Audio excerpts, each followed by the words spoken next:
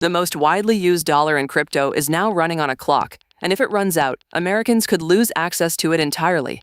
A U.S. law signed last year, the Genius Act, gives Tether's stablecoin until July 2028 to meet strict new rules or be pulled from every regulated U.S. exchange.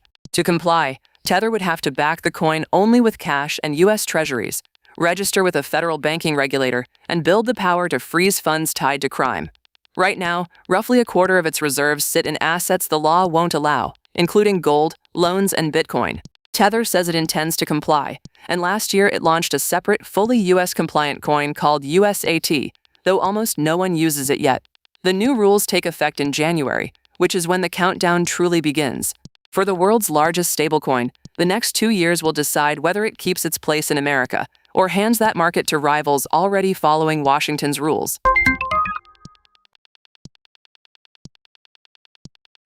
It survived every crash, every bear market, and 7 years of DeFi chaos, and now a single exploit has brought it down.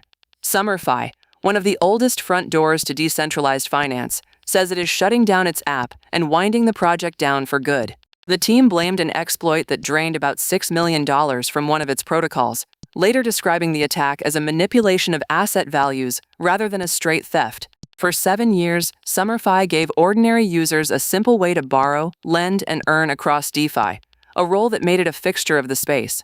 Aave founder Stani Kulikov called it a genuine original of DeFi, saying its end shows the real stakes and cost of running a secure gateway to it. The company has not yet said what happens to users' remaining funds, or exactly when the app goes dark. But the takeaway is hard to miss. Even in a maturing industry, one breach can still end a 7-year run overnight.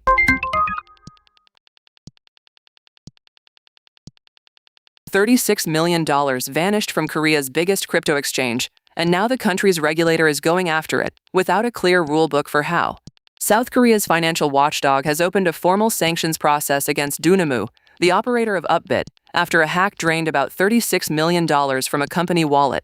But here's the catch. The law built to protect crypto users contains no specific penalty for getting hacked, leaving officials unsure how, or how hard, they can punish the exchange. Upbit says it froze roughly $1.5 million of the stolen funds and has promised to fully repay every affected customer.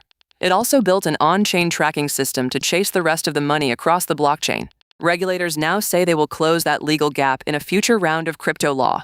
For millions of Korean users, the case is an early test of whether the country's new protection law has any teeth when an exchange is breached. Subscribe now.